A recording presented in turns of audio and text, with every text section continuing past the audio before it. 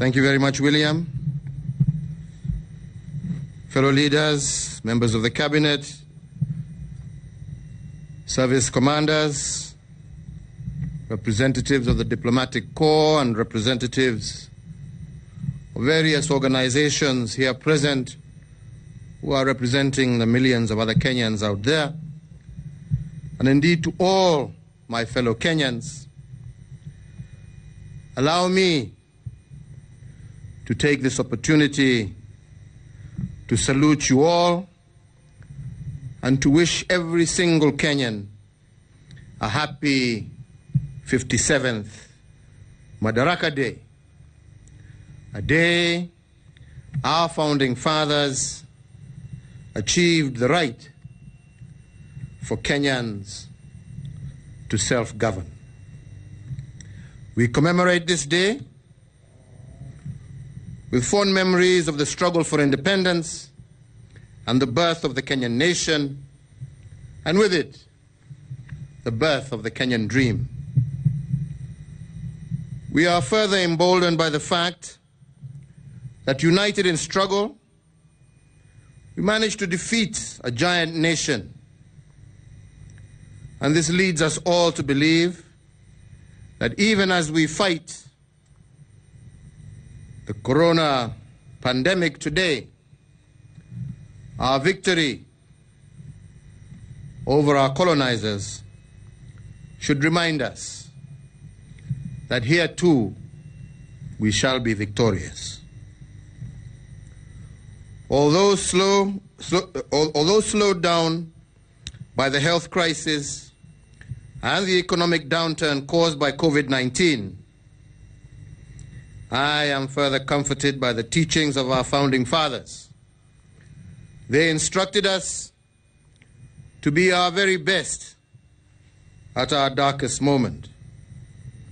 They taught us not to question in the dark the dreams that we dreamt in the light. And indeed, when our dreams hit rock bottom, they taught us not to abandon them, but to reimagine them instead. They told us that rock bottom is actually a foundation that you can build on. This corona moment we are in, yes, indeed, a dark moment.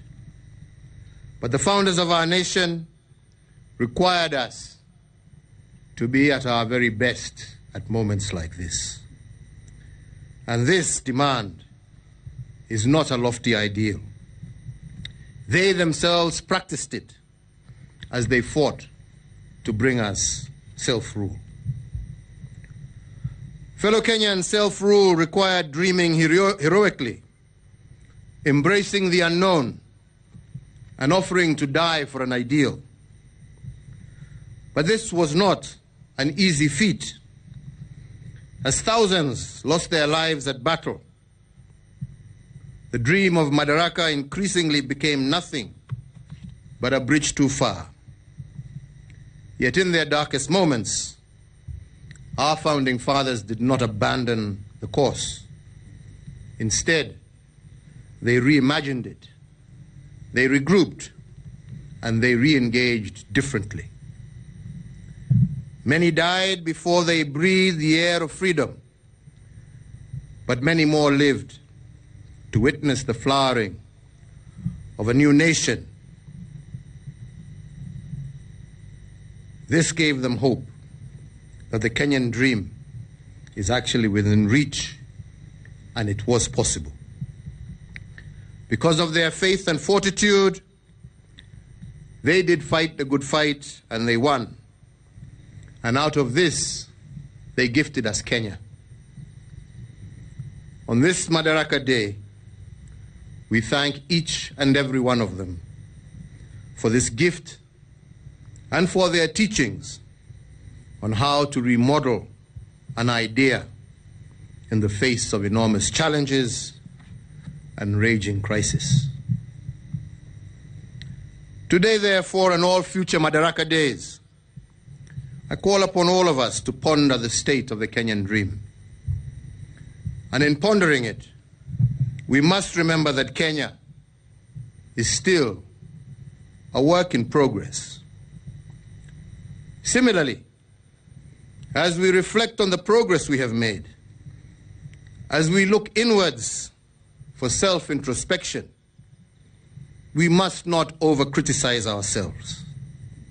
And I say so because in the subconscious mind, we become what we repeatedly do. If we repeatedly feed our national psyche with negative energy, we become an nation of angry and frustrated people. Yet dreams cannot flourish in a negative environment whose main currency is anger and animosity. Fellow Kenyans, this Madaraka Day, I want us all to reimagine Kenyan. More so because COVID-19 has forced us into a situation where we have to reset our national systems. But to reimagine our dream and nationhood, we must also reflect on our history, because history has laws that show us the future. We must begin by asking ourselves a number of questions. How was the Kenyan dream imagined in the very beginning? And how did we come to be? How did the original blueprint of Project Kenya look like? Let us make a historical inquiry in response to these questions. Fellow countrymen, 2 years after Madaraka Day, our founding fathers adopted sessional paper number 10 of 1965. It was entitled African Socialism and its application to planning in Kenya. This was the vision document for our young nation and was full of dreams for the future to come. It envisioned a Kenya with an Africanized economy, an economy largely locally owned, whose industries were producing for regional markets, and in which technology was the light and heat of commerce. A nation that drew from itself for itself. This dream was further articulated by Jaramogi Oginga Odinga in his book Not Yet Uhuru that was published in 1967.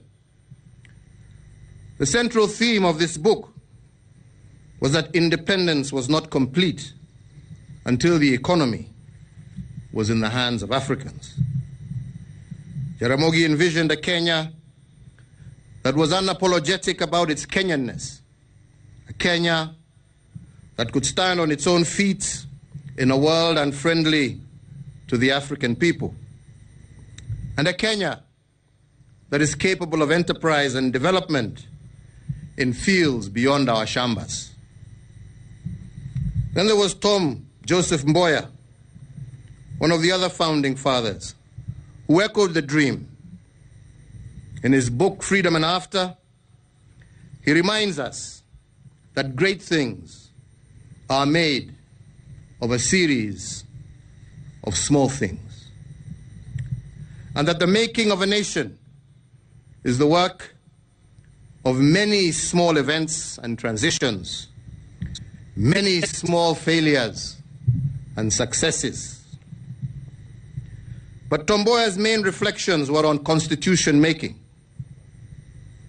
Having been involved in the Lancaster constitution making process in the 1960s, Mboya cautioned the nation against constitutional rigidity. In particular, he argued that the Constitution cannot be useful to a country if it is an end in itself. A good Constitution must be responsive to the aspirations of a nation and be a means to a greater end. And if the political architecture provided by our Constitution cannot support the growth and progress of a nation, that Constitution becomes a cancer to the body politic. On his part, the founding father of the nation, Mzee Jomo Kenyatta, imagined a free Kenya as far back as the 1930s, while at Manchester in the United Kingdom. His dream is painted in his books, Facing Mount Kenya, as published in 1938. And in this dream, he cautioned us that the seed of freedom will only take root if our mindset is focused on the right thing. In the business of building the nation, he warned that we must not focus on what has been done, for our focus should be on what remains to be done. And this is so because it is natural. Every time one target is attained, a new one becomes necessary and urgent. The right mindset is therefore a critical plank to making a dream come true. But Mzee Kenyatta made other assertions in his prison notes published in a book entitled Suffering Without Bitterness. Reflecting on his struggles while in prison, Mzee said that if hope will sustain you through fire, faith is greater because it enables you to leap over the fire. The act, therefore, of imagining and building a nation from the bottom up must therefore be an act of faith. And faith, according to him, is the act of letting God know your intentions, but taking charge of the methods necessary to achieve them. Fellow Kenyans, our founding fathers left us with deep teachings and convictions, and now we must summon the teachings as we reimagine our nation today. We have achieved the dreams of the founding fathers as captured in sessional paper number 10 of 1965 and revived in sessional paper number 1 of 1986. Further, I believe we have made admirable progress in the implementation of our own Vision 2030 as my administration implements the Big Four agenda. But truth be told, that this vision comes to an end in 9 years. So the urgency for a new vision, a new dream, is therefore real. Like Kenya in its 50s, the Holy Bible required nations to hit the reset button every 50 years. On the 50th year, we are told, all debts were forgiven, slaves were set free, and all land was left unattended. This action brought renewal to the soul of the nation, healing to the land, and a fresh vision to its people, and they called it the Year of Jubilee. But for us, fellow Kenyans, to craft this new dream and to prepare for the next great leap forward, we need to finish what our founding fathers had started. And this is what we set out to do in our quest to uproot the remnants of ignorance, poverty, and disease in our midst. This inspired my administration's transformative agenda for the nation, the Big Four. And allow me just to give you only 3 examples of unfinished business started by our founding fathers and which we today are endeavoring to complete. The first one is infrastructure, the backbone and the enabler of any economy. And by this I mean roads, rails, ports, and so on. At independence, we had only 1,800 kilometers of tarmac road. This is what our colonizers had built in 78 years of their occupation between 1885 and 1963. This means that all their endeavors for 78 years they only managed to tarmac a total of 23 kilometers a year. After independence, our founding fathers built an extra 11,200 kilometers of tarmac roads over a period of 50 years. This was about 10 times what the colonizer had done. But with better technology, planning, and efficiencies, my administration has built 1,000 kilometers of tarmac road every year.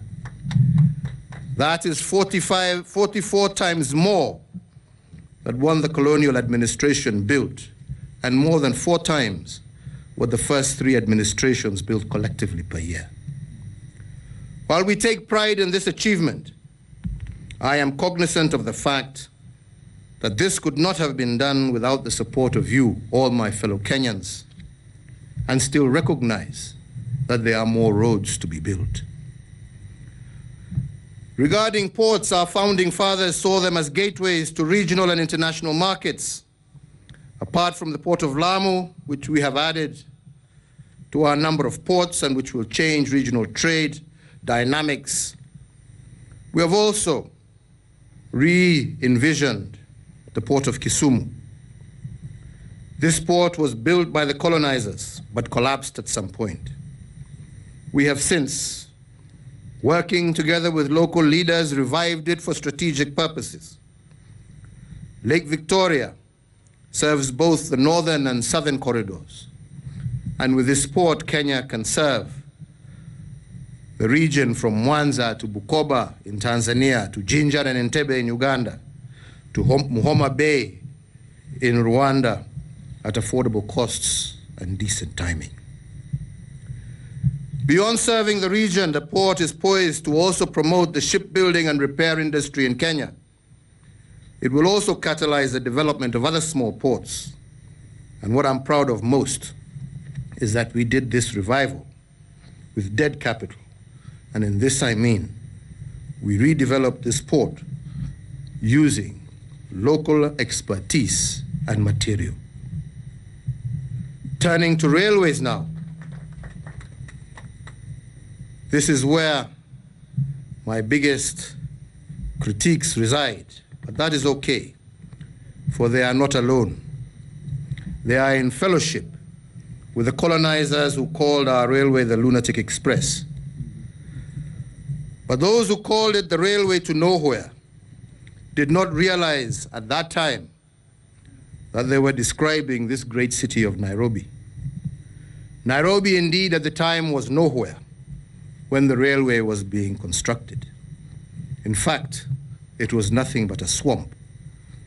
And that is why Sir Charles Eliot, the man who supervised the building of the railway, observed, "It is not uncommon for a country to create a railway, but it is indeed uncommon for a railway to create a country," end of quote. Nairobi, and indeed most of our country, were created by the railway. And that is why, apart from the SGR, I am also reviving the defunct Nairobi-Nyanyuki railway line that traverses 6 counties. We are also in the process of rehabilitation of the Naivasha to Malaba meter gauge line, which is also about to commence. This rehabilitation of these central railway lines is part of a bigger development strategy to link the hinterlands, not only of Kenya, but of our region, with Lamu Port, our port in Mombasa. And that is why the Southern Sudan-Ethiopia transport corridor continues to remain important. I believe that when this happens, then Kenyans can expect new markets to emerge along these railway lines and new cities to blossom in response.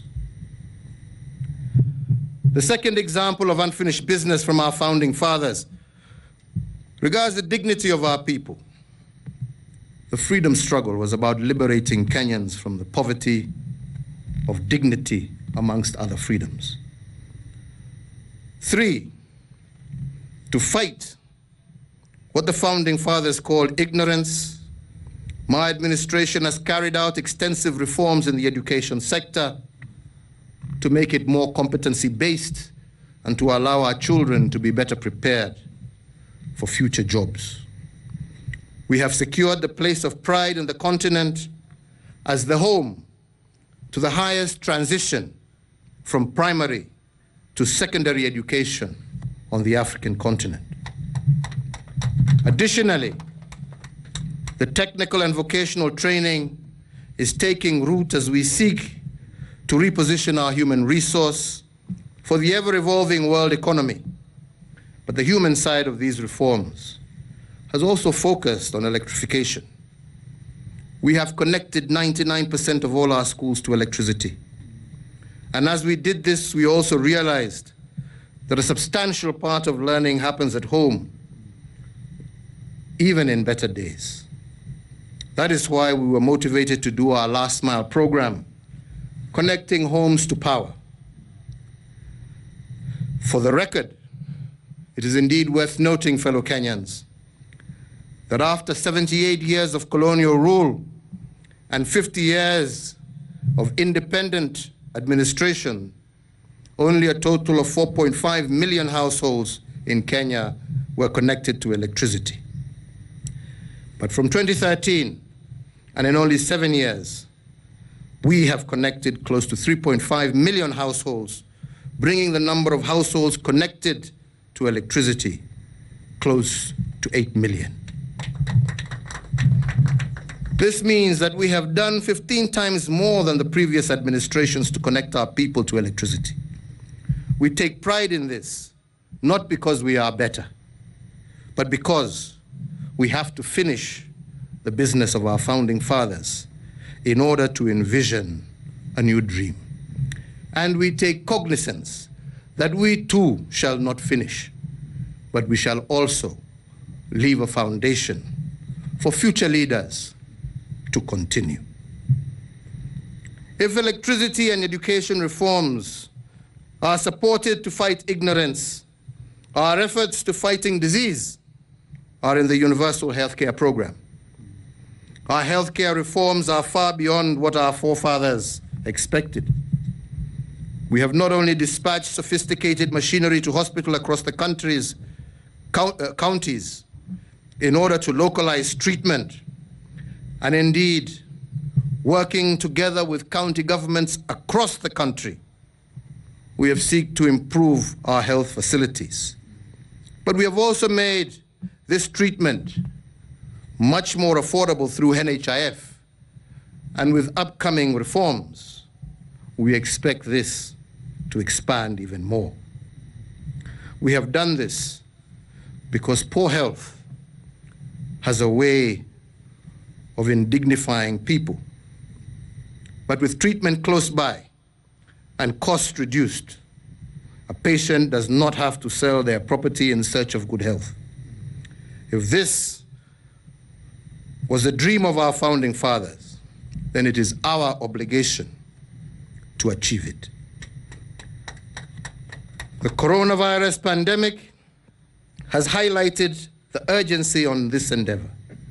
And once again, I wish to give my thanks and indeed praise to our county governments with whom we have worked hand in hand in this endeavor. My third example is about land. A critical motivation for waging the war of liberation against the colonial rule was land.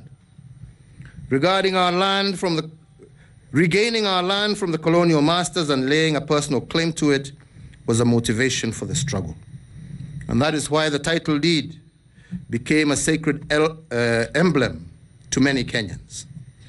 It is a token earned from a struggle of sorts. After 50 years of independence, 6 million title deeds were issued by 2013, when I assumed the presidency of our nation. This was a motif of our faith in the struggle. In the 7 years of my administration, we have managed to add a further 4.5 million title deeds that have been issued under my administration. And this was done to keep the promise of our founding fathers alive. These are among many other programs and projects aimed at realizing the dream of our forefathers.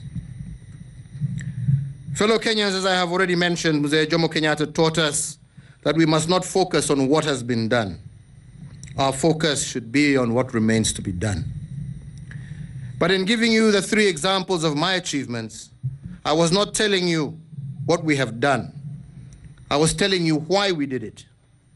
We did it in order to finish the business of our founding fathers, so that we can indeed reimagine the Kenyan dream. I now want to shift to 2 things that I believe remain to be done in order to reimagine our new Kenya. The first thing goes back to T.J. Mboya and the thoughts he expounds on in his book Freedom and After, and his collection of speeches that were published under the title The Challenge of Nationhood. 50 years ago, Mboya warned Kenyans against constitutional rigidity. As I have already mentioned, he told us that a constitution is not an end in itself. It is a means to a greater end. It is a living document. And if certain elements of the Constitution outlive their historical purposes, they become a cancer. They must be removed, or they will infect the good elements of the mother law. And that is why, fellow Kenyans, we remove Section 2A that had been added to the Independence Constitution in the early 1980s. We removed this section in 1991 in order to create a multi-party system. Why? Because this Section 2A had outlived its historical purposes, and it was morphing into a political cancer. Then after the 2008 violence, we embedded the National Accord and Reconciliation Act into our Constitution to expand the executive arm of government. This happened out of historical necessity. And then again in 2010, we formulated and adopted a new constitutional order, altogether replacing the Independence Constitution. Indeed, today, I am truly thankful to the Almighty God for having been given the mandate by the people of Kenya to not only lead its implementation, but also to serve as the first president under this new constitution. 10 years later, I am already discerning a constitutional moment. And I want to be clear, not a moment to replace the 2010 Constitution, but one to improve on it. A moment that will right what we didn't get correct in 2010.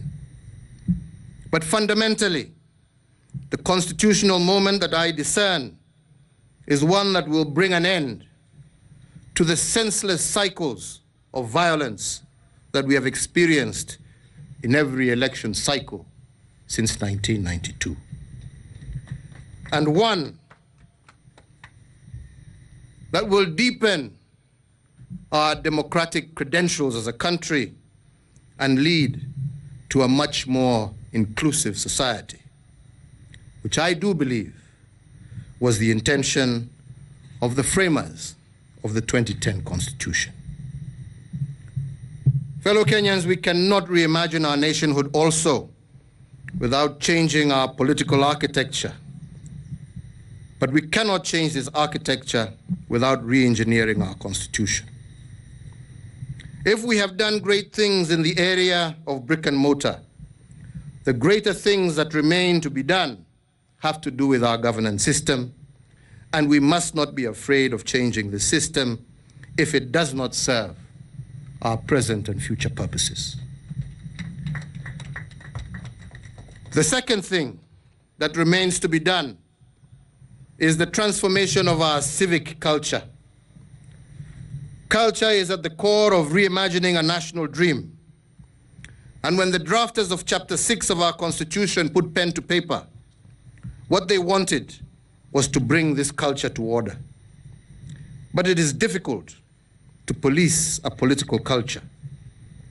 More so, if the culture is like one that was described by Canon Donaldson of Westminster Abbey.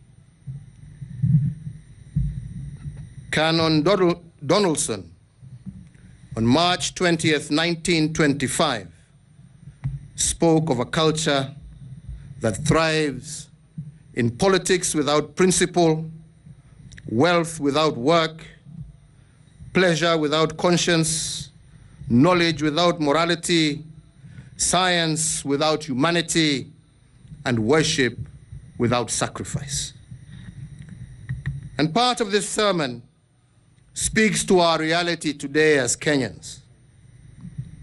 If we are to push the reset button and reimagine our dreams as a nation, we must transform our civic culture to one that is based and biased towards duty, hard work, and integrity.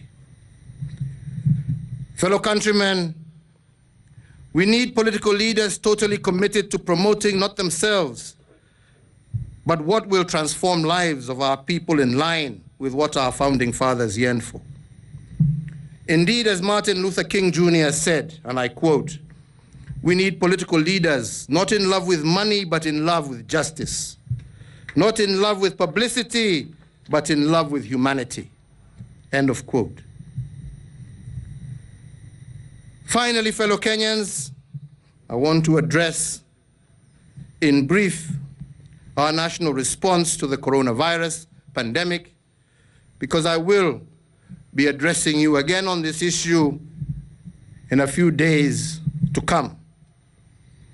As a caring, responsive government, and to cushion all Kenyan households against the economic shocks triggered by the coronavirus disease, we continue to progressively roll out targeted measures to sustain livelihoods. We have reduced taxes to enhance affordability of all products by reducing VAT from 16% to 14%, and increase the earnings and purchase power of all employees by reducing pay as you earn. But we have also incentivized business to retain staff and operations by reducing corporation tax.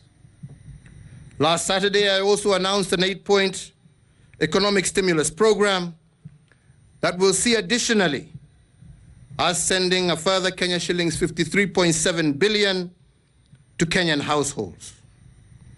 Indeed, I have noted with concern the fact that our hospitality sector, that has been greatly hit as a result of the lockdowns, we have many of our workers now who are seemingly being laid off as a result of there being no business in all our tourism or hospitality facilities. And in order to cushion these workers and to work in line with this sector,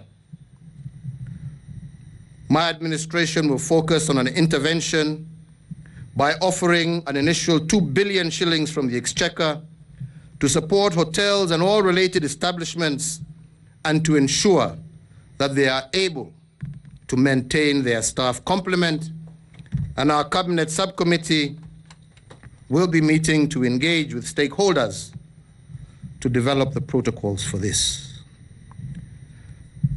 Fellow Kenyans, we need not be persuaded as a people why we must do everything in our power to conquer this invisible disease, this invisible enemy. But to do so and regain the ground we have lost, we need to come together as a nation. Each of us is called to become a shujaa against this disease. The containment measures and protocols issued by the government, while absolutely necessary, we also recognize have constrained our freedoms and indeed, as the Deputy President has just said, changed our way of life completely. I appreciate the anxiety that is weighing heavily on the minds of parents and children, particularly those preparing for the national exams. And I share the heavy hearts of all the faithful who can no longer congregate and share in worship of the Almighty. In this regard, and conscious of the emerging trend of infections, I am hereby directing that the Ministry of Education fast-tracks and finalizes the ongoing consultations with all stakeholders that will provide us with an appropriate calendar for the gradual resumption of education in the country. The guidelines should also include protocols to be followed by all learning institutions in order to guarantee not only the safety of our children, but the safety of their parents and grandparents. 2, that conscious of the fact that Kenya is a God-fearing nation, I have also directed that the Ministry of Interior, the Ministry of Health, to continue and hasten their engagement with religious leaders across the country with the objective of developing protocols that will be adopted to guide a more participatory way of worship while guaranteeing the safety of worshippers. Fellow Kenyans, I also wish today, and on behalf of an eternally grateful nation, to recognize and commend our healthcare workers for giving their all in support of our response to this pandemic.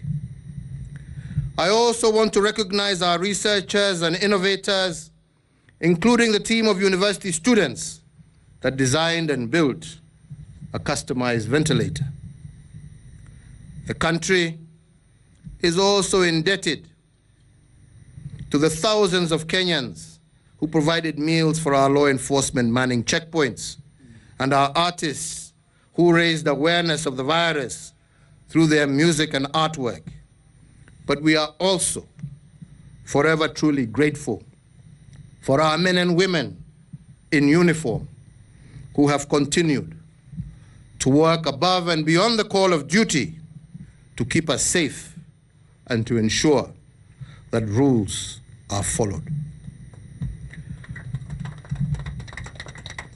We also recognize and commend all those who have selflessly generously supported the Coronavirus Response Emergency Fund, from the contribution of 500 shillings by a young 11-year-old called Zawadi Mtua, to the Kenya shillings 300 million personal contribution from Dr. James Mwangi and his family.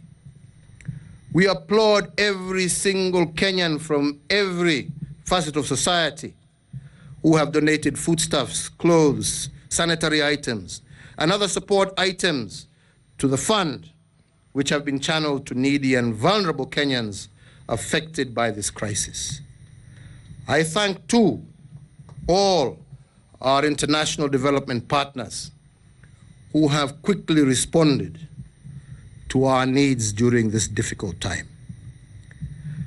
Indeed, to recognize and honor these Kenyans who have exhibited exemplary service, sacrifice, patriotism, and heroism, and a high sense of civic duty in helping steer Kenyans through the current pandemic, and on behalf of an internally grateful nation, I have, on this first day of June 2020, issued an executive order establishing a new national award and state commendation, the Presidential Order of Service, Uzalendo Award.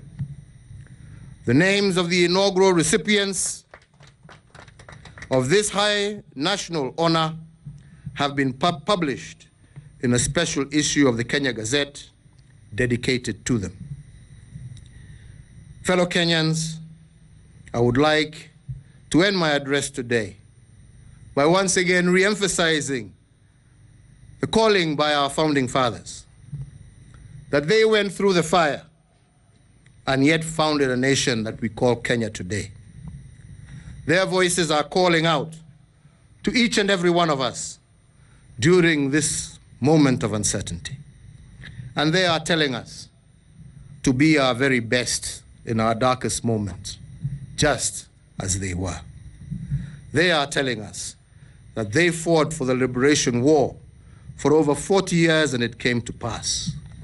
We will fight the challenges that we are faced with today, and this too shall come to pass. Mimi sitaki niongeze zaidi, isipokuwa tena kuchukua nafasi hii kuwatakia Wakenya wenzangu pahali popote mlipo, ikiwa ni Madaraka Day ya kipekee, kwa sababu leo hatusherehekei pamoja vile tumezoea. Leo vile Gavana Oparanya na naibu wa rais wamesema, tuasherehekea kila mtu akiwa nyumbani kwake, akisikiza radio, akiangalia TV au kwa mitandao mbali. Lakini hata kama hatuko pamoja kwa kiroho na fikira, tuendelee kuwa pamoja kama Wakenya. Na mimi sina shaka tutashinda na Kenya yetu itasonga mbele. Na watakia kila mmoja wenu laheri siku hii ya Madaraka, na tukienda mbele. Tumesema kuna mengine ambaye tutataja hapo baadaye, haswa kuhusu ile mikakati tutachukua siku zijazo kuhusu hii ugonjwa wa corona.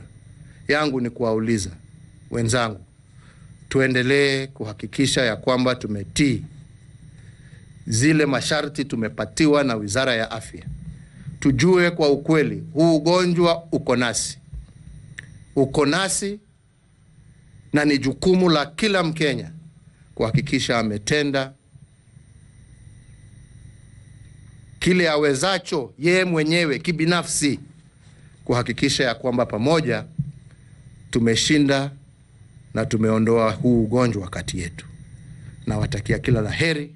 Nasema Mungu awabariki, Mungu aibariki taifa letu la Kenya. Mungu aendelee kutupatia umoja na uwiano, na Mungu ailinde taifa letu. Asanteni sana.